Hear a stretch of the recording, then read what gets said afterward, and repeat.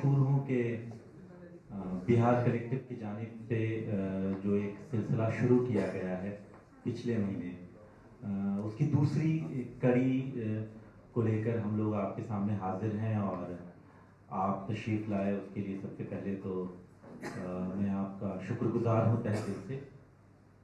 पिछली बार प्रोग्राम में चूँकि पहला प्रोग्राम था तो जाहिर है मैंने उसके लिए थोड़ा सा आपका कीमती वक्त लिया था, इस वजह से कि मैं आपको बताऊं कि ये जो बिहार कलेक्टिव क्या है, गुफ्तगू क्या है और इसकी शुरुआत करने की दरअसल वजह क्या है, इसके पीछे क्या सोच है। तो मैं जाहिर है उतनी तफसील से इसमें नहीं कुछ बयान करूँगा, चूँकि बहुत सारे लोग ऐसे हैं जो पिछले प्रोग्राम में शामिल थे, आज भी वो शामिल हैं, लेकिन कुछ एक नए चेहरे हैं, उनका ख्याल रखते हुए और जो पिछली बार आए थे उनसे माजरत के साथ मैं 2-1 मिनट सिर्फ इस बात के लिए लूँगा कि नए मेहमानों को ये बता दूँ कि ये दरअसल क्या है।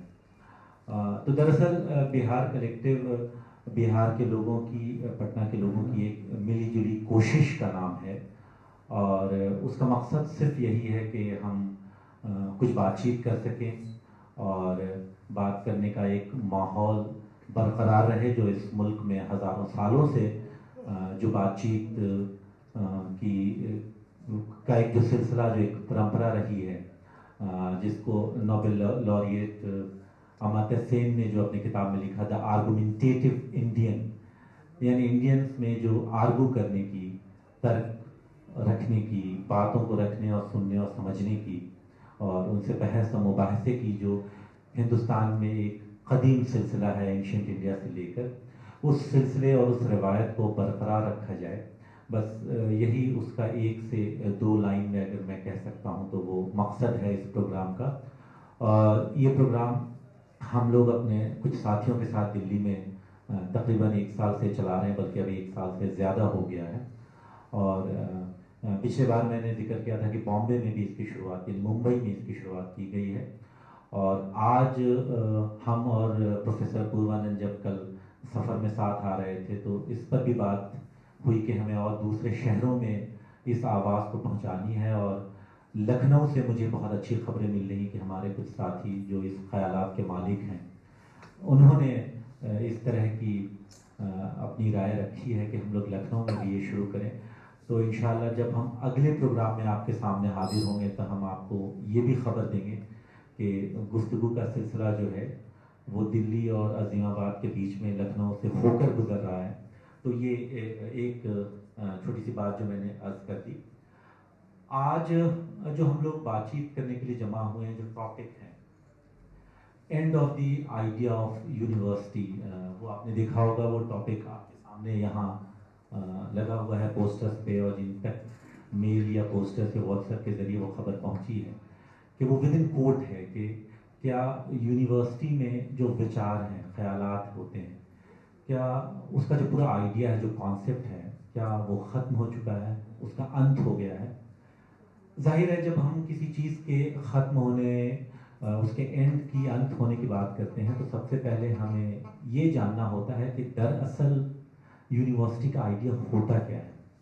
तफसील से तो हमारे जो मेहमान स्पीकर हैं जाहिर है वही बताएंगे, लेकिन सिर्फ मैं 2-4 अल्फाज, 2-4 जुमले आपके लिए बयान कर दूं कि भारत में हज़ारों सालों से गुरुकुल की परंपरा रही है।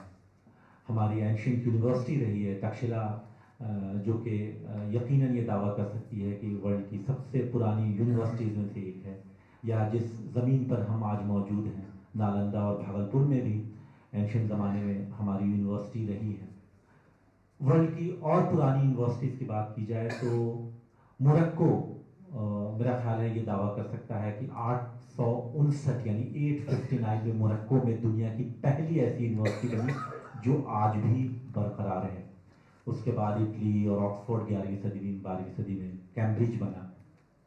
उसके अलावा और 12वीं सदी में जिसे जो लोग उर्दू मीडियम से पढ़े लिखे हैं या जो जिनका उर्दू से वास्ता है वो निज़ामिया, दरस निज़ामिया का बार बार जिक्र करते होंगे, तो निज़ामुल मुल्क तुसी ने पूरे सल्जूक एम्पायर में 12वीं सदी में ईरान और अफगानिस्तान और दूसरे शहरों में मदारिस बनाए जो कि अपने आप में बहुत ही मायनाज लर्निंग सेंटर्स ऑफ लर्निंग थी, और उनकी ही आप ये कह सकते हैं कि आइडियोलॉजी, और आगे चल के जो मॉडर्न यूनिवर्सिटी देखते हैं उसकी बुनियाद चाहे आप गुरुकुल से जोड़ लें या तक्षशिला, नालंदा या मोरक्को की यूनिवर्सिटी से या दरस निज़ामिया से जोड़ के देखें।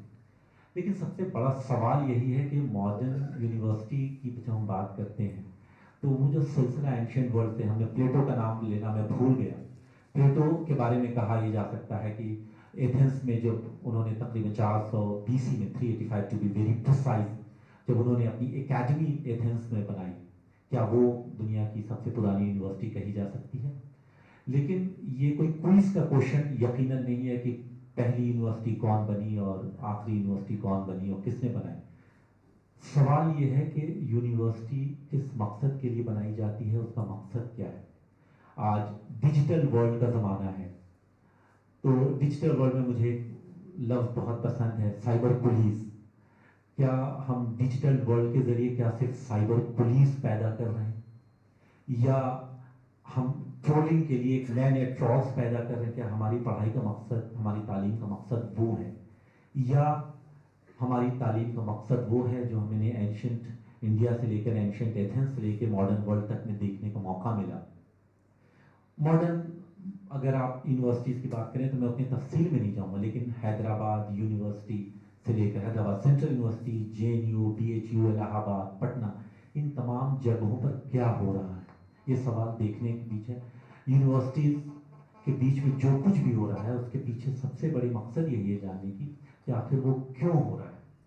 बस इन्हीं अल्फाज के साथ मैं अब आज के इस स्पीकर प्रोफेसर अपूर्वानंद, जो आपकी इसी ज़मीन के हैं, इन्होंने पटना से ही अपने जो तालीमी एकेडमिक करियर की शुरुआत की TPS कॉलेज से, वहाँ से वर्धा पहुँचे, फिर वहाँ से दिल्ली यूनिवर्सिटी पहुँचे, और आज वो दिल्ली के यूनिवर्सिटी के हिंदी डिपार्टमेंट प्रोफेसर हैं। इनके काम को एकेडमिकली मैं क्या बताऊं, आप सबके आधे से ज़्यादा लोगों के वो दोस्त होंगे, किसी के बड़े किसी के छोटे भाई होंगे, लेकिन इनका एकेडमिक वर्ल्ड से बाहर जो फील्ड रहा है वो सड़कों पे भी रहा है। उन्होंने आवाज़ उठाई है, उन्होंने हर एक मसले पर अपनी आवाज़ उठाई है, और ख़ासकर जिन लोगों ने भी, जब ये JNU में सब कुछ हो रहा था, उनका एक पीस इंडियन एक्सप्रेस में जो उन्होंने लिखा, खालिद माई सन, जिन लोगों ने वो पीस नहीं पढ़ा, मेरी दस्ता गुजारिश है कि वो पीस ज़रूर पढ़ें।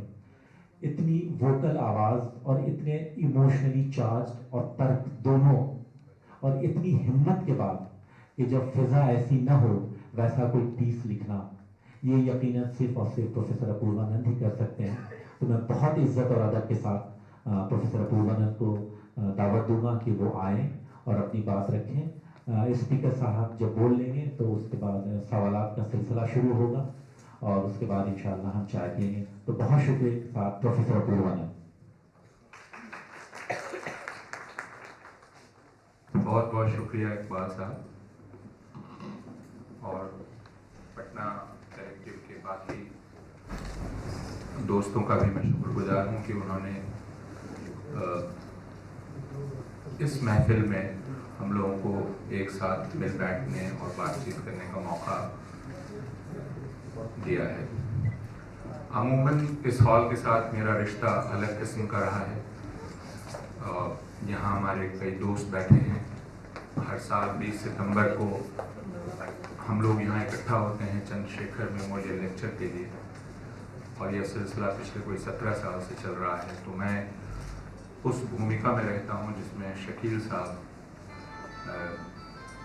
एक इकबाल साहब अभी हैं, यानी हॉल तैयार करना और वक्ता का परिचय देना और श्रोताओं का स्वागत करना, इसलिए मुझे ज़रा अटपटा लग रहा है कि मैं उस भूमिका से अलग इस हॉल में कुछ और करने जा रहा हूँ। यह भी कि पटना एक ऐसी जगह है जिसमें सन 1980 के अंत से अब तक हम लोग अलग अलग जगह बातचीत करते रहे हैं, जिसे गुफ्तगू कहा जाता है। वह पटना कॉलेज हो, पटना मेडिकल कॉलेज हो, रमना रोड की चाय की दुकान हो, पटना साइंस कॉलेज के हॉस्टल्स हों, आलमगंज हो, सुल्तानगंज हो और दूसरे इलाके हों, पटना हमारे लिए बातचीत के अनेक जगहों का एक जमावड़ा आप कह सकते हैं रहा है। इकबाल साहब ने बात शुरू की कि ये गुफ्तगू का सिलसिला है, और गुफ्तगू लफ्ज़ सामने आते ही वह शेर याद आता है या वो मिसरा, हर एक बात पे कहते हो कि तुम क्या है, तुम ही बताओ कि अंदाज़े गुफ्तगू क्या है। ये मुझे पिछले कुछ वर्षों से बार बार याद आता है, ये अंदाज़े गुफ्तगू क्या है। यानी हम जब कुछ भी कहते हैं तो हमसे यह कहा जाता है कि तुम हो क्या चीज़, और तुम हो कौन बोलने वाले, और अगर तुम बोल रहे हो तो तुम कुछ और नहीं, सिर्फ और सिर्फ देशद्रोही हो सकते हो और कुछ नहीं हो सकते हो। और जैसे ही आपके मुंह पे यह कहा जाता है कि तुम दरअसल देशद्रोही हो, गुफ्तगू का सिलसिला बंद हो जाता है। इस माहौल में इस तरह की कोशिशें वे कितनी छोटी लगें और कितने ही कम लोग जमा हों, इसलिए बहुत ज़रूरी है कि जिसको जमहूरियत कहा जाता है या जनतंत्र कहा जाता है, वह दरअसल धमाके से चलने वाली चीज़ नहीं है, वह एक इनकलाब नहीं है, वो रोज़मर्रा की कार्रवाई है, रोज़मर्रा की कार्रवाई और रोज़मर्रा की मश्क। और वह मश्क अगर हम छोड़ देते हैं, और यह मश्क दरअसल बातचीत करने की मश्क है। अक्सर यह समझा जाता है कि बातचीत करना हम सबको आता है, लेकिन जब हम एक दूसरे के साथ बैठते हैं तो हमें यह पता चलता है कि यह दरअसल एक फन है, एक कला है, और इसके लिए हमें सीखना पड़ता है, इसका अभ्यास करना पड़ता है, मश्क करनी पड़ती है। उसी तरह जनतंत्र के बारे में भी हमें ऐसा लगता है कि जनतंत्र दरअसल एक ऐसी चीज है जो अपने आप ही आ जाती है। लेकिन जैसा बाबा साहब अम्बेडकर ने कहा कि जनतंत्र सिर्फ चुनावों का मसला नहीं है, जनतंत्र सरकारें चुनने का मसला नहीं है, बल्कि जनतंत्र लोगों के एक साथ रहने का एक नया मुहावरा खोजने का भी नाम है। हम सब इकबाल साहब या शताब्दियों की बात कर रहे थे, सदियों की बात कर रहे थे, हम सब सदियों से साथ साथ रहते आए, लेकिन जनतंत्र सबसे नया तरीका है, और यह एक तरह से हमारे सामने चुनौती है कि क्या हम नए तरीके से एक दूसरे के साथ रह सकते हैं। और यह धमाके के साथ नहीं होता, यह यक बयक नहीं होता, यह किसी टिकरी से नहीं होता, बल्कि जैसा मैंने कहा यह रोजमर्रा का काम है, और यह हमारे रोजमर्रापन में शामिल होना चाहिए। यह मश्क का मामला है। तो जो हम अभी कर रहे हैं यह दरअसल इस रोजमर्रापन को बहाल करने की कोशिश है, अपनी जिंदगी में उसको शामिल करना, उसको अपनी आदतों में जज्ब करना, और उसको निजी जाती आदत बनाना और सामूहिक आदत बनाना, यह हमारा फर्ज है। और इस मश्क में हमारी सबसे ज्यादा मदद कौन करता है? क्या यह मदद हमारे परिवार करते हैं? क्या यह मदद हमारे समुदाय करते हैं? और जब मैं समुदाय कह रहा हूं तो समुदाय अलग अलग किस्म के समुदाय हो सकते हैं, जाति के समुदाय हो सकते हैं, धर्म के समुदाय हो सकते हैं, क्योंकि हम अपने परिवार के अलावा, अपने घरों के अलावा एक दूसरे से कई जगहों पे मिलते हैं।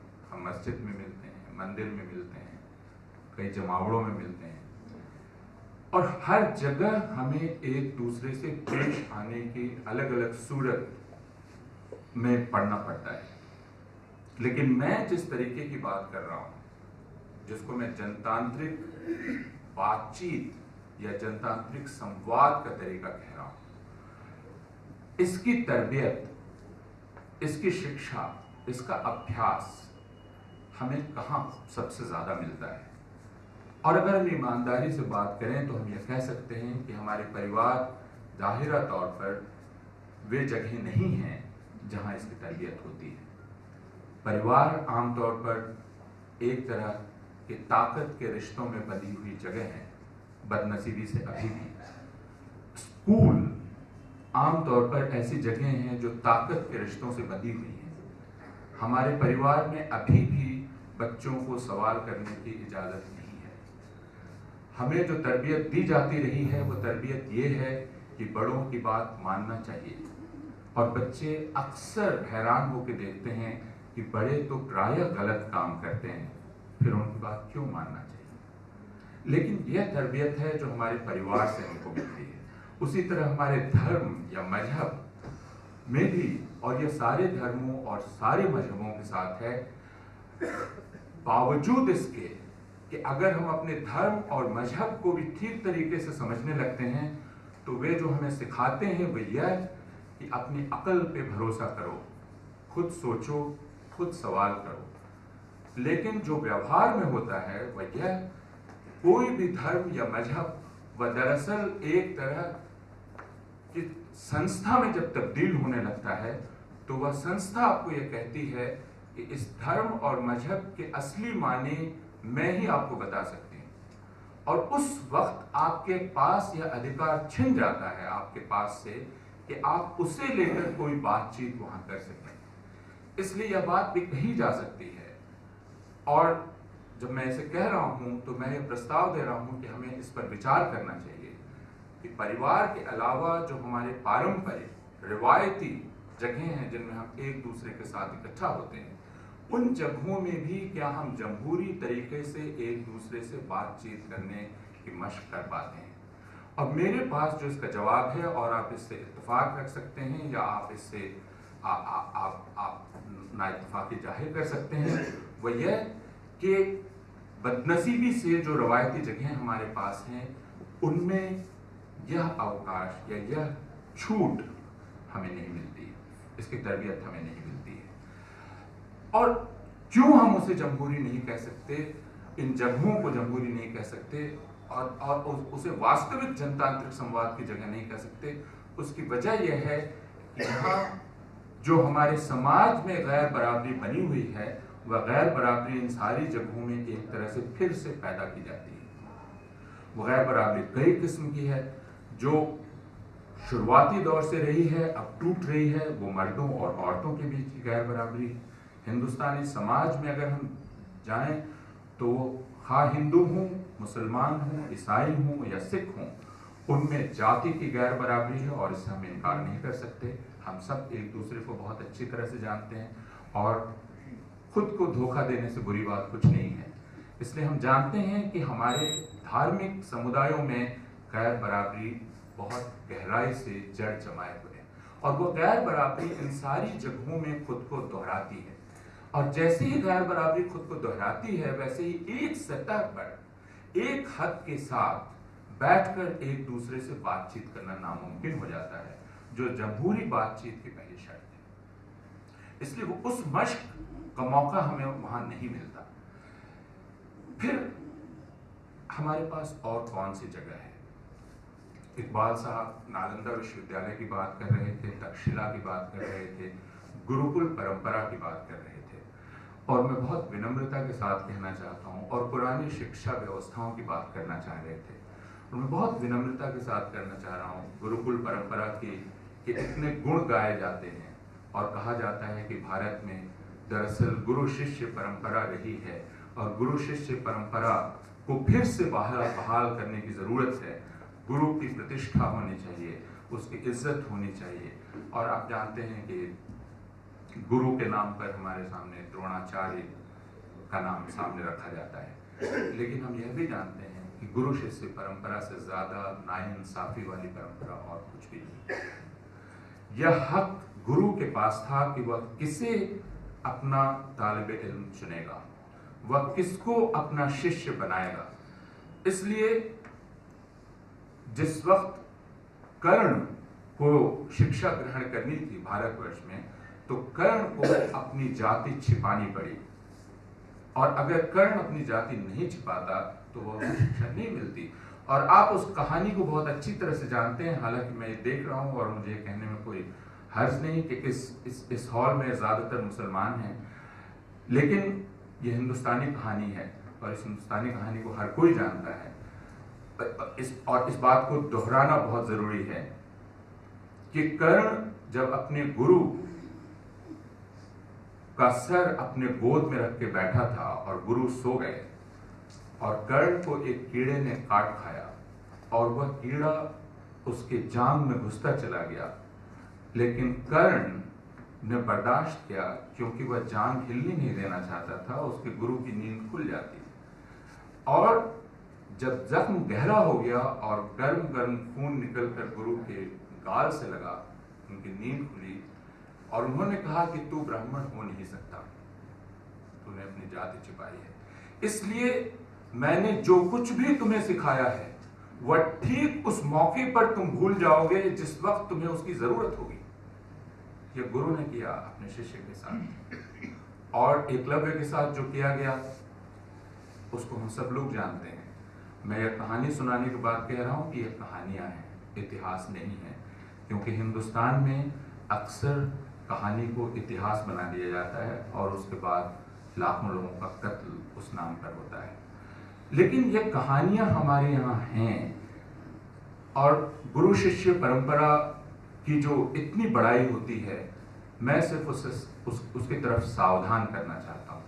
यह गुरु शिष्य परंपरा अलगाव पर और गैर बराबरी पर टिकी हुई गुरु शिष्य परंपरा थी। इस गुरु शिष्य परंपरा में समाज के एक बहुत बड़े तबके को तालीम से और शिक्षा से अलग रखने की बात अपने आप ही शामिल थी, क्योंकि इसमें चुनने वाला गुरु था, और गुरु जो पारंपरिक शक्ति व्यवस्था है या शक्ति संरचना है उसको बनाए रखने में सत्ता की मदद करने वाला ही व्यक्ति था, उसको चुनौती देने वाला व्यक्ति नहीं था। इसलिए गुरु शिष्य परंपरा हो, या मैं नालंदा के बारे में भी कहना चाहता हूं कि नालंदा विश्वविद्यालय हो, ये विश्वविद्यालय हमारे आज के विश्वविद्यालयों के पुरखे नहीं है। गुरु शिष्य परंपरा, गुरुकुल या ये सारे संस्थान जिनका जिक्र किया जाता है बहुत फख्र के साथ, ये हमारे आज के विश्वविद्यालयों के पुरखे या पूर्वज नहीं है।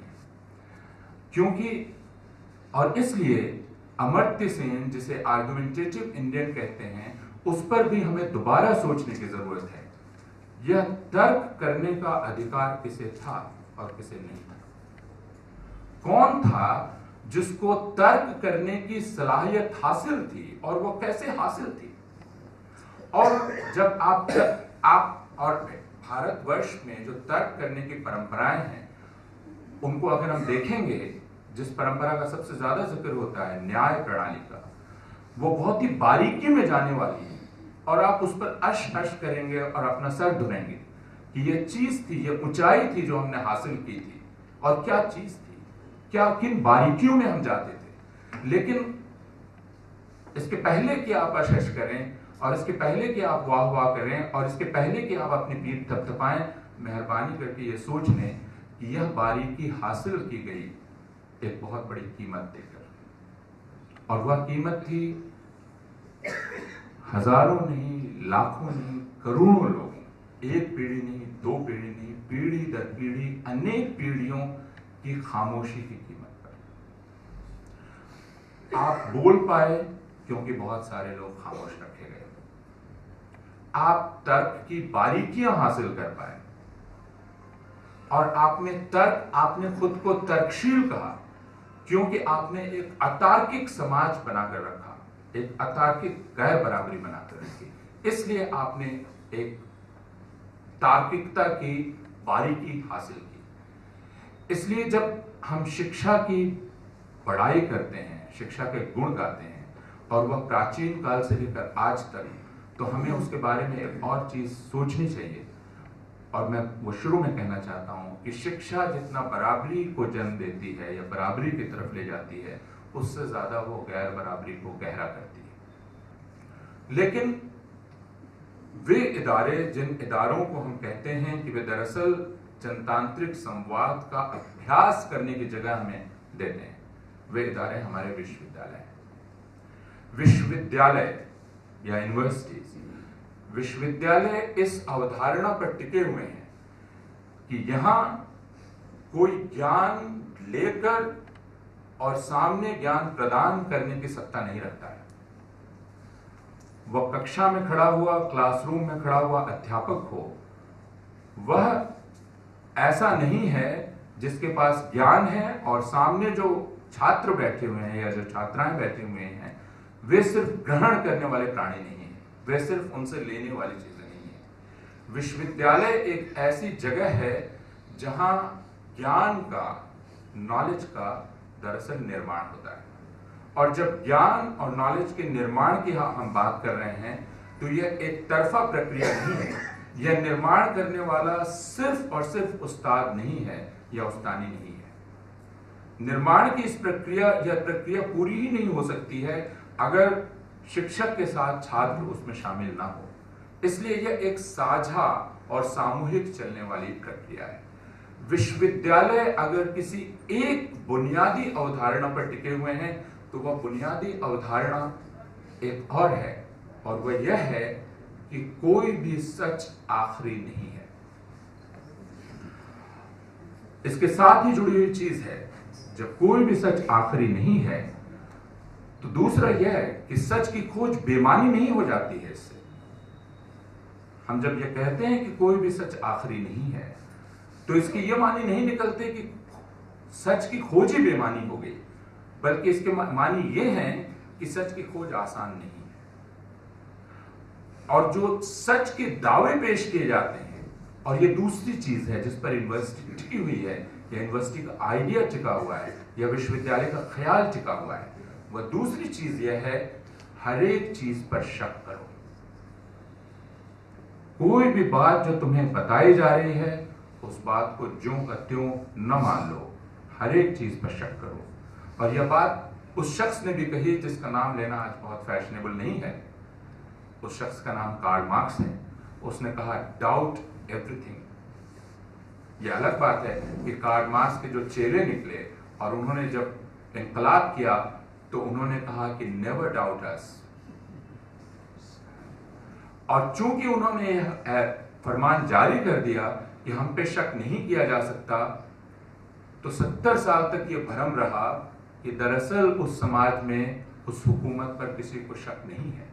लेकिन जब पहला मौका मिला तो पता चला कि यह शक दरअसल बारूद की तरह इकट्ठा हो रहा था और उसने उस हुकूमत के परखचे उड़ा दिए। तो हुकूमतों की उम्र होती है। यह बात कई समाज बहुत कीमत देकर जानते हैं। जर्मनी के समाज ने बहुत बड़ी कीमत अदा की, सोवियत संघ के समाज ने बहुत बड़ी कीमत अदा की। कुछ समाज कीमत अदा करने के लिए खुद को तैयार कर रहे हैं, वह अलग मसला है। मैं सिर्फ यह कह रहा हूं कि ये कुछ तीसरी चीज जो इससे जुड़ी हुई है कि चूंकि सच आखिरी नहीं है, लेकिन इससे सच की खोज बेमानी नहीं हो जाती, बल्कि पेचीदा और मुश्किल हो जाती है या मुश्किल तर हो जाती है। तीसरी कि हर एक चीज पर शक करो, खासकर सत्ता जो तुम्हें कह रही हो उस पर शक जरूर करो और उसका इम्तहान करो। हर एक चीज इम्तहान के लायक है, कोई भी चीज इम्तहान से परे नहीं। हर एक चीज की परीक्षा की जाएगी। विश्वविद्यालय इस अवधारणा पर टिकी हुई संस्था है। उसके साथ विश्वविद्यालय एक चौथी चीज पर टिकी हुई है, वह संस्था है। वह चौथी चीज है जिसे यूरोप में कहा जाता है सोक्रेटिक मेथड, सुकराती तरीका। और सुकराती तरीका है डायलॉग का तरीका। हमारे यहाँ का कहा गया वाद से अलग मत पैदा होते हैं, यानी जब आप एक दूसरे से बातचीत करते हैं तो उससे नए ख्यालात पैदा होते हैं।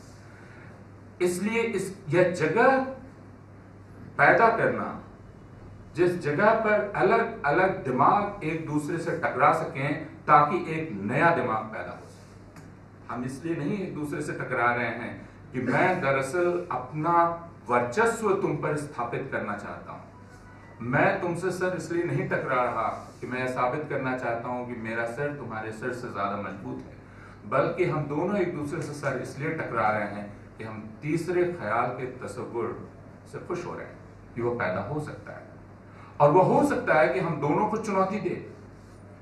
विश्वविद्यालय दरअसल इस अवधारणा पर टिकी हुई जगह है, इसलिए वो नई है, जो कि विश्वविद्यालय के साथ इसलिए उसको नया ख्याल कहा जाता है, वो नई चीज है, क्योंकि विश्वविद्यालय के साथ फिर जमहूरियत अपने आप जुड़ जाती है। यानी विश्वविद्यालय अनिवार्यतः एक जनतांत्रिक जगह है। विश्वविद्यालय अगर जनतांत्रिक नहीं है तो वह विश्वविद्यालय नहीं है।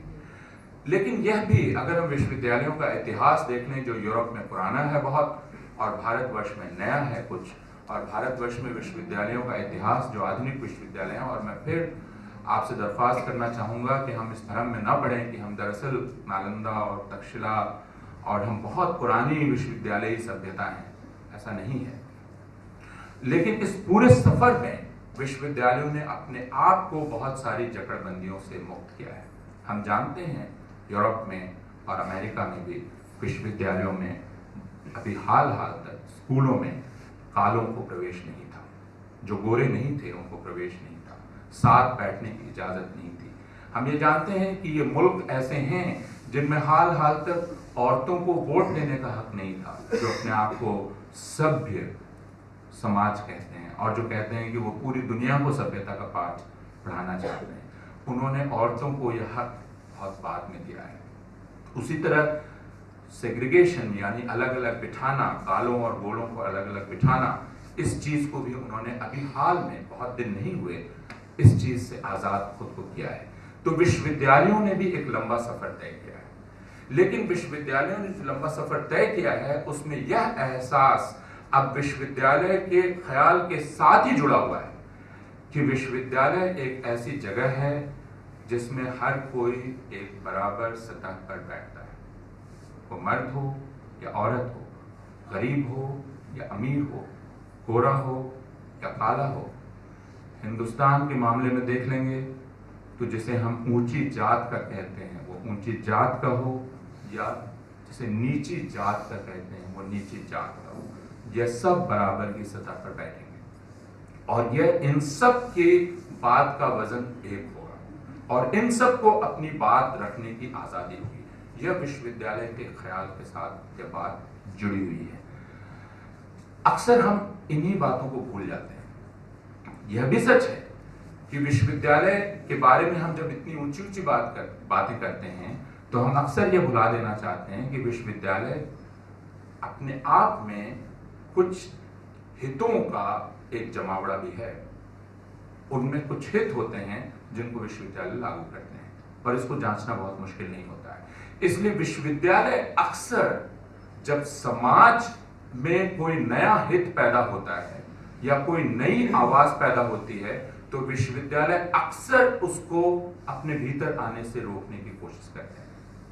हिंदुस्तान में हम ये जानते हैं कि यह ख्याल विश्वविद्यालय के भीतर से नहीं पैदा हुआ था कि पिछड़ी जातियों, अति पिछड़ी जातियों या दलितों को विश्वविद्यालय में आने के लिए खास सहूलतें मुहैया कराई जानी चाहिए। यह प्रस्ताव कोई विश्वविद्यालय के भीतर से नहीं दिया गया, यह प्रस्ताव सियासत ने दिया और एक लंबा समय लग गया इस प्रस्ताव से अपने आप को, इस प्रस्ताव के साथ साथ तालमेल बिठाने में। और हम ये बहुत अच्छी तरह से जानते हैं कि बहालियों का मामला हो या दूसरे मामला हो, अक्सर विश्वविद्यालयों में जो हित चलते रहे थे और वे हित प्रायः वही थे जो समाज के वर्चस्वशाली हित थे। उन हितों ने बहालियों के मामले में या छात्रों के दाखिले के मामले में अक्सर उन प्रावधानों को, जो प्रावधान सियासत ने दबाव डाल के बनवाए, उन प्रावधानों के साथ धोखाधड़ी करने की भी कोशिश की। यह भी हमें पता है, जिसे हम आरक्षण कहते हैं। इन सारी बातों को ध्यान में रखते हुए कि हमें यह पता है कि विश्वविद्यालय का ख्याल, जिन बातों का जिक्र मैंने किया और उनको मैं दोहराना नहीं चाहता हूं, उन बातों के साथ गहराई से जुड़ा हुआ है और अगर उनमें से कोई एक बात भी गायब हो जाती है तो विश्वविद्यालय का ख्याल कमजोर पड़ जाता है। और इसलिए आज आज के दिन जब हम विश्वविद्यालय के विचार के बारे में और उसके भविष्य के बारे में बात कर रहे हैं, तो हमें दरअसल अभी से बात शुरू करनी चाहिए, यानी अभी क्या हो रहा है। और मैं आपको बताना चाहता हूं कि परसों भारतवर्ष के मानव संसाधन मंत्रालय के बारे में आप जानते होंगे, यह नाम शिक्षा विभाग का बदला हुआ नाम है, और इस नाम के बदलाव में ही इसकी सूरत में नहीं सीरत में भी जो तब्दीली आई है उसका अंदाजा मिल सकता है। इसका नाम है ह्यूमन रिसोर्स डेवलपमेंट, यानी ह्यूमन बीइंग्स को रिसोर्सेज के रूप में देखने की आदत, वो साधन है, संसाधन है। और किसके लिए संसाधन है? क्योंकि राष्ट्र के विकास के लिए संसाधन है, देश के विकास के लिए संसाधन है। जैसे ईंधन होता है जिससे आग पैदा होती है, वैसे जो इंसान है वे भी ईंधन है जिनसे आग ऊर्जा पैदा होती है, जिससे देश का विकास हो सकता है। इस मंत्रालय का नाम बदल के यह किया गया है।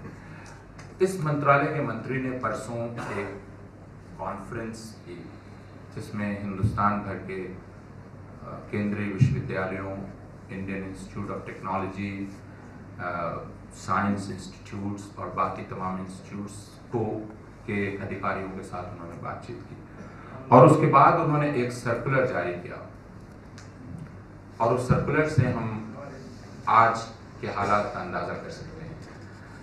इस सर्कुलर में उन्होंने कहा कि हिंदुस्तान में एक बहुत ही अहम मुहिम चल रही है। यह अहम मुहिम हिंदुस्तान को पूरी तरह से बदल देने की एक कवायद है। यह हिंदुस्तान के लोगों की आदत को बदलने की एक कवायद है, और यह आदत, उन्होंने कहा, यह आदत है लोगों के खर्चा करने, जमा करने की आदतों में तब्दीली। तो अभी तक हिंदुस्तान के लोग जो पिछड़े हुए थे, अभी 20 दिन पहले तक, और ज़हनी तौर पर हिंदुस्तान के लोग अभी भी पिछड़े हुए हैं, क्योंकि वे नकदी में सोचते हैं, और उन्हें नकदी की जगह दरअसल धन या पैसे के ख्याल में सोचना शुरू कर देना चाहिए, जो दरअसल एक ख्याल है, जो एक तसव्वुर है, जिसे आप कभी देख नहीं सकते लेकिन जिसकी अदला बदली करते रह सकते हैं। यानी आप ये कह सकते हैं कि मैंने तुम्हें 5,000 दे दिया और ना आपने देखा ना मैंने देखा, बजाय इसके कि मैं अपने हाथ में लेकर देख सकूं कि वो 5,000 रुपया क्या है। जो हाथ में लेकर देखता है, जो सिक्कों की खनखनाहट सुनना चाहता है, वो पिछड़े हुए दिमाग का है। इसलिए हिंदुस्तान के लोगों को अब आगे बढ़ाने की कोशिश हो रही है, और इस आगे बढ़ाने की कोशिश को उन्होंने एक बहुत ही खूबसूरत नाम दिया इस सरकार ने। उसे कहा गया कि यह है डिजिटल फाइनेंशियल लिटरेसी मिशन। अब करना क्या है? अब मिशन है, यह एक तरह का एक जिहाद है, एक मिशन है। यह मिशन है हिंदुस्तान के लोगों को डिजिटल फाइनेंशियल लिटरेसी देने का। यानी हिंदुस्तान के लोग अब तक अनपढ़ हैं, निरक्षर हैं, और किस मामले में निरक्षर हैं? वो डिजिटल फाइनेंशियल ट्रांजैक्शन नहीं कर सकते। आप कार्ड से स्वाइप करना, एटीएम में से पैसे निकालना, क्रेडिट कार्ड से लेन देन करना, डेबिट कार्ड से लेन देन करना, ये आपको नहीं पता है। अब यह इसका पूरा अभ्यास है, ये दिया जाना, और ये मिशन के तौर पे किया जाना है। एक मिशन के तौर पे हिंदुस्तान को बदल देना है, और इसलिए उन्होंने सारी यूनिवर्सिटीज, सेंट्रल यूनिवर्सिटीज को यह कहा, केंद्रीय विश्वविद्यालयों को कहा, आईसर्स को कहा, आईआईटीज को कहा, और बाकी लोगों को कहा। इस मिशन में यह निर्देश दिया जाता है कि आप अपने तमाम शिक्षकों और तमाम छात्रों को शामिल करेंगे। ये छात्र दरअसल डिजिटल फाइनेंशियल लिटरेसी मिशन के वॉलंटियर्स होंगे, और इन सबको आप ट्रेन करेंगे। इस ट्रेनिंग के बाद ये सारे छात्र बाजारों में फैल जाएंगे, सड़कों पर चले जाएंगे, दुकानों में चले जाएंगे, लोगों से बातचीत करेंगे, और उन्हें वे साक्षर करने की कोशिश करेंगे, डिजिटल फाइनेंशियल हैबिट्स में लिटरेट करने की कोशिश करेंगे। इस काम में वॉलंटियर्स की ये जो फौज लगेगी, मंत्री महोदय ने कहा कि यह सुनिश्चित किया जाए, सारे विश्वविद्यालयों के कुलपति और डायरेक्टर्स ये सुनिश्चित करें कि छात्र जब ये कर रहे होंगे तो उसके लिए उनको अंक दिए जाएंगे। अब सिर्फ आप इस पर गौर करें जरा, ये क्या हो रहा है। और मेरा ये कहना है कि यह घटना बहुत महत्वपूर्ण है। सरकार क्या कह रही है? सरकार यह कह रही है कि मैंने एक स्कीम या एक नीति लागू की है, और यह स्कीम और यह नीति मैंने यह सोच के लागू की है कि यह समाज के लिए अच्छा है। इसलिए चूंकि ये समाज के लिए अच्छा है, उसकी सेहत के लिए अच्छा है, इसलिए मैं यह चाहती हूं, ये सरकार कह रही है, कि इस बात को लोगों को समझाने में हमारी मदद विश्वविद्यालय करेंगे। अब ऊपरी तौर पर इसमें कोई बुराई नजर नहीं आती। अगर यह एक अच्छी बात है तो क्यों नहीं विश्वविद्यालय इसमें मदद करे। और अगर सरकार यह कह रही है कि आप अपने छात्रों को लगाएं, तो छात्रों को एक अच्छा काम करना चाहिए। जैसे क ख ग पढ़ाना अच्छी बात है, वैसे डिजिटल फाइनेंशियल लिटरेसी देना भी अच्छी बात है। लेकिन हम ये जानते हैं कि डिजिटल फाइनेंशियल या कैशलेस ट्रांजैक्शन दरअसल परतदार चीज है।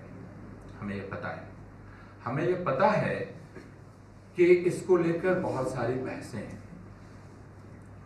और यहां विश्वविद्यालय का काम क्या है? समाज में भ्रम है। समाज नहीं जानता है कि यह हो क्या रहा है। अनेक अर्थशास्त्री ये कह रहे हैं कि यह बहुत बुरा है, कुछ अर्थशास्त्री कह रहे हैं कि यह बहुत अच्छा है, अनेक समाजशास्त्री ये कह रहे हैं कि इससे समाज पर बहुत बुरा असर पड़ने वाला है, अनेक मनोवैज्ञानिक ये कह रहे हैं कि इससे जो समाज की दिमागी और मनोवैज्ञानिक सेहत है यह गलत ढंग से प्रभावित होने वाली है, तबाही हो रही है। यह जो कदम है सरकार का, इस कदम के बारे में हमें कायदे से जानना बाकी है। हमारे पास पूरी जानकारी नहीं है, और जानकारी के साथ दूसरा शब्द मैं इस्तेमाल कर रहा हूं, हमारे पास इसका ज्ञान नहीं है। और यह कौन हमें देगा? यह किसकी जिम्मेदारी है? ये जिम्मेदारी विश्वविद्यालयों की है। यह जिम्मेदारी हमारे अर्थशास्त्र विभाग की है, मनोविज्ञान विभाग की है, समाजशास्त्र विभाग की है, कि वे यह जो सरकार कर रही है उसकी यह जो नीति है, जिस नीति को वह सार्वजनिक हित का बता रही है, वे इसकी जांच परख करेंगे। उनके पास जो ज्ञान का आधार है, उस ज्ञान का इस्तेमाल करके वो इसकी जांच परख करेंगे, और वो समाज को ईमानदारी से बताएंगे कि हकीकत क्या है। यह उम्मीद हम अपने विश्वविद्यालयों से करते हैं, और अगर ये करते हैं तो गलत नहीं करते। लेकिन किया क्या जा रहा है? अगर विश्वविद्यालय सरकार की इस नीति के कार्यकर्ता बन जाएंगे, तो जो पहला काम उनका है, यानी इस नीति की परीक्षा करना, यह काम तो वे नहीं कर सकते, क्योंकि इस नीति की परीक्षा के साथ आलोचना शामिल है। लेकिन अगर आप कार्यकर्ता हैं तो आप आलोचक नहीं हो सकते। आपको तो उसे लागू कराना है। आप लागू कराने वाले कारकुन हैं, आप आलोचक नहीं हैं। जबकि विश्वविद्यालय का काम आलोचक पैदा करना है, कारकुन पैदा करना नहीं है। विश्वविद्यालय का काम किसी भी सरकार के लिए कारकुन पैदा करना, किसी भी सरकार के लिए उसकी नीतियों को लागू करने वाले सिपाहियों की फौज तैयार करना, यह विश्वविद्यालयों का काम नहीं है। इसलिए विश्वविद्यालय के साथ समाज, और समाज के साथ जो दूसरा लफ्ज है वह राज्य या सरकार, इनका रिश्ता जरा पेचीदा रिश्ता है, और इस पर हम 1-2 मिनट हमें लगाना चाहिए। अक्सर सरकारें यह कहती हैं, और जब यह बात कही जा रही है, आज जो ये सरकार यह बात कह रही है, तो उसके पीछे भी वही तर्क है कि आखिर ये सारे संस्थान चलते कैसे हैं। साहब, हम इन्हें पैसा देते हैं, हम मास्टरों को तनख्वाह देते हैं, हम छात्रवृत्ति देते हैं, स्कॉलरशिप देते हैं, हॉस्टल का पैसा जनता के टैक्स के पैसे से आता है। जनता के टैक्स का पैसा ये पिछले 1 साल से बहस में बहुत ज्यादा है कि जनता के टैक्स से चलने वाले विश्वविद्यालयों के कर्तव्य क्या है, उनको करना क्या चाहिए। तो चूंकि ये जनता के पैसे से चलते हैं, इसलिए इनको जनता की सेवा में लगना चाहिए। लेकिन रिवायती तौर पर दुनिया भर में सारे राज्यों ने और सारे समाजों ने विश्वविद्यालयों के साथ अपना रिश्ता किस किस्म का रखा है, जो अपने आप को सभ्य समाज कहते हैं। वे सारे सभ्य समाज इन विश्वविद्यालयों इस चीज की गारंटी करते हैं कि ये विश्वविद्यालय बिना किसी रुकावट के और बिना किसी मुश्किल के चले। इसके मानी क्या है? जैसे यहाँ इस हॉल में आप बैठे हैं तो इस बात का इंतजाम कार कर रहा है कि इस हॉल में इतनी गर्मी ना हो और इतनी सर्दी ना हो कि आप बात सुनने की जगह उसी में परेशान हो जाएं। आपको पानी दिया जा रहा है ताकि आपका हलक ना सूख जाए। यानी इस पूरे माहौल को एक इत्मीनान का माहौल बनाने की कोशिश की जा रही है, और इत्मीनान का माहौल इसलिए बनाया जा रहा है कि हम एक दूसरे से बातचीत कर सकें। इसलिए विश्वविद्यालय को एक इत्मीनान की जगह रहना चाहिए, इसका इंतजाम सरकारें करती हैं, राज्य करते हैं। क्यों? क्योंकि अगर वे इत्मीनान की जगह नहीं रही, अगर विश्वविद्यालय के शिक्षक को महीने के अंत में, महीने के बीच में इस बात की फिक्र खुद करनी है कि वो कल क्या खाने वाला है, तो जाहिर है कि वो कुछ और काम करेगा। वो बैठकर किताबें नहीं पढ़ेगा और वो बैठकर शोध नहीं करेगा, रिसर्च नहीं करेगा, वो पेपर नहीं लिखेगा, वो बहस नहीं करेगा, या वैज्ञानिक अपनी लेबोरेटरीज में रिसर्च नहीं करेंगे, वे कुछ और करेंगे कहीं जाकर ताकि उनकी रोजी रोटी चल सके। इसलिए आप अपने अध्यापकों को निश्चिंत करते हैं, आप अपने छात्रों को निश्चिंत करते हैं। क्यों नहीं छात्र सुबह अखबार बेचे, दूध की थैली बेचे, ट्यूशन कराए? क्यों आप स्कॉलरशिप का इंतजाम करते हैं? आप इसलिए करते हैं कि आप ये सोचते हैं कि ये ऐसा वक्त है जिस वक्त को हमें अपने नौजवानों को मुहैया कराना चाहिए कि वे नौजवान इत्मीनान से इस वक्त का इस्तेमाल इस ज्ञान के व्यापार के लिए कर सकें, ये इत्मीनान उन्हें मिल सके। यह इत्मीनान हम उन्हें स्कॉलरशिप के जरिए, हॉस्टलों के जरिए, लाइब्रेरीज के जरिए, बाकी तमाम साधन विश्वविद्यालयों में इकट्ठा करके यह इत्मीनान हम उन्हें दिलाते हैं। यह काम उसके जरिए किया जाता है जिसको सरकारी इमदाद कहा जाता है, राज्य उसका इंतजाम करता है। इसलिए हर सभ्य समाज की परख इस बात से होती है कि उसके सरकारी बजट में शिक्षा के लिए कितना हिस्सा है, इससे नहीं कि उसने रक्षा में कितना हिस्सा लगाया है और कितने मिसाइल्स और कितनी बाकी चीजें, कितने एटम बॉम्ब वो अपने उनका कितना उसने जखीरा इकट्ठा किया हुआ है। यह कि शिक्षा का उसका बजट कितना है, इससे उसकी सभ्यता का पता चलता है। समाज कभी भी अपनी फौरी जरूरियात को पूरा करने के लिए विश्वविद्यालयों से उम्मीद नहीं करता, यानी विश्वविद्यालय के साथ उसका रिश्ता जरूरत का रिश्ता नहीं है।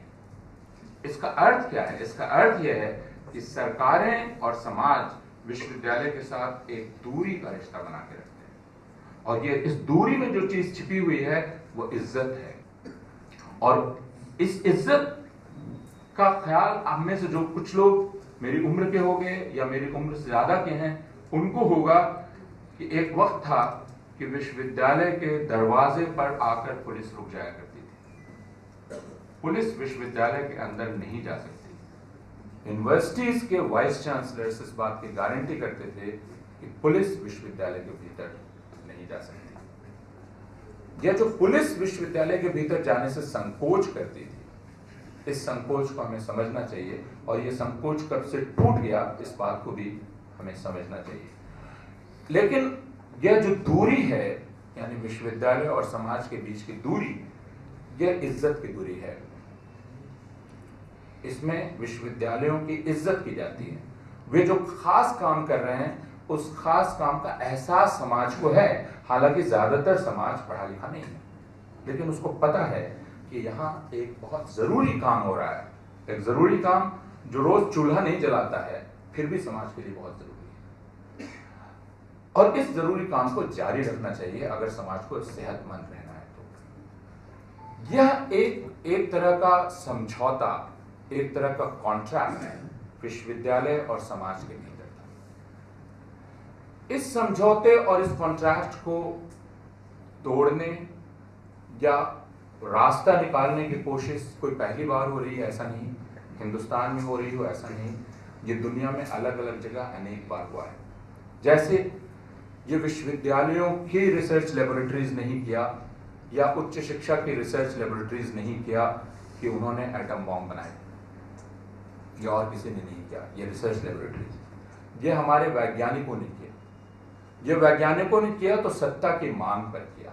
हम अभी भी जानते हैं कि दुनिया के कई विश्वविद्यालयों में और अमेरिका के विश्वविद्यालयों में भी दरअसल ऐसे अनेक शोध परियोजनाएं चलती हैं, जो शोध परियोजनाएं वहां के रक्षा मंत्रालय या विदेश मंत्रालय की जरूरत से चलाई जाती हैं। हम इस बात को जानते हैं, लेकिन जितना ही ज्यादा विश्वविद्यालय ऐसा करते हैं उतनी ही ज्यादा वो अपनी आजादी खोते चले जाते हैं, क्योंकि यह सिलसिला जब बढ़ता है और विश्वविद्यालय जब इस तरह की परियोजनाओं पर आश्रित होने लगते हैं, आप देखेंगे कि पूरी दुनिया में 1960 के दशक में शांति आंदोलन या अमन का आंदोलन जितना मजबूत था और जिसमें विश्वविद्यालय पेश थे, अब वह शांति आंदोलन लगभग नहीं है।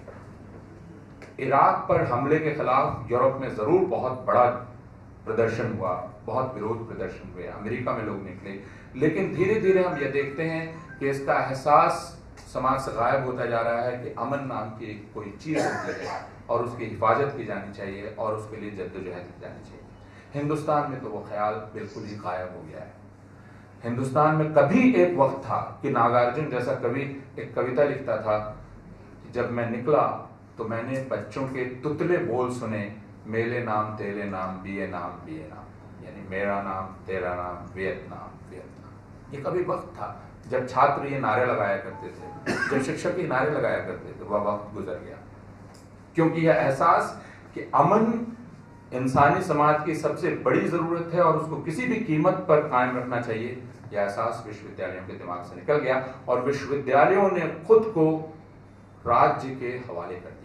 हमने बिहार में देखा है कि विश्वविद्यालयों को किस प्रकार सामाजिक न्याय का नाम लेकर ही ध्वस्त कर दिया गया, और इसलिए ये एक मुअम्मा, ये एक पहेली हमारे बहुत सारे दोस्तों के लिए है अकादमिक दुनिया में, और वे अक्सर हमसे ये पूछते हैं कि हमें यह बताइए कि जिस वक्त उन जातियों के और उन समुदायों के बच्चे और बच्चियां पहली बार यूनिवर्सिटीज में कदम रख रहे थे अपने अपने समाजों से, ठीक उसी वक्त उन्हीं जातियों और समुदायों के नेताओं ने यह क्यों तय किया कि हम विश्वविद्यालय को पूरी तरह तहस नहस कर देंगे। आज जब प्रकाश जावड़ेकर ये हुक्म जारी कर रहे हैं तो मुझे टीपीएस कॉलेज के स्टाफ रूम की वो बातचीत याद आ जाती है, जिसमें मैं बैठा हुआ था, मेरी नई बहाली हुई थी और अचानक कहा गया कि गांधी मैदान चलना है। और मैंने पूछा गांधी मैदान क्यों जाना है? तो कहा गया गांधी मैदान की सफाई करनी है। मैंने कहा गांधी मैदान की सफाई करनी है तो इसमें हम क्या करने वाले हैं, हम जो मास्टर हैं? कहा गया नहीं, सांसद जी का आदेश है। और उन सांसद जी का नाम आप में से ज्यादातर लोग जानते होंगे, नाला रोड पर जिनका घर था और अभी भी है। उन्होंने पार्टी बदल दी, वो किसी एक जगह से दूसरी जगह चले गए, लेकिन जब स्वच्छता अभियान शुरू हुआ इस सरकार का तो मुझे गांधी मैदान की वो सफाई याद आ गई। उसमें कोई सर्कुलर नहीं था, लेकिन पटना के लगभग सारे कॉलेजेस के शिक्षक गांधी मैदान में मौजूद थे झाड़ू लेकर। तो जब मैंने यह देखा कि 2 अक्टूबर 1914 को दिल्ली विश्वविद्यालय के शिक्षकों ने झाड़ू उठा लिया तो मुझे बहुत हैरानी नहीं हुई। मैंने उन लोगों से कहा, मैंने देखा है कि झाड़ू कितनी आसानी से थमा दिया जा सकता है और कितनी आसानी से हम लोग थाम ले सकते हैं। और दिल्ली विश्वविद्यालय में गांधी भवन में जब झाड़ू एक ट्रक से उतरे और जब अध्यक्षों में और डीन्स में और प्रोफेसर्स में झाड़ू लेने के लिए चीना झपटी मची, तब मुझे लगा कि गांधी भवन में यह हो रहा है, ये खासी विडंबना का दृश्य है। और गांधी जब ये देख रहे होंगे तो अगर देख रहे होंगे और अगर वो देखते तो वो जरूर धिक्कारते इन सारे शिक्षकों कि ये जो तुम सफाई कर रहे हो ये सफाई नहीं है, ये कायरता है और ये तुम डर के मारे कर रहे हो और तुम इसका सामना नहीं कर पा रहे हो और तुम खड़े होकर नहीं कह रहे हो कि हम स्वच्छता मिशन का विरोध करते हैं, हम इसके साथ नहीं हैं।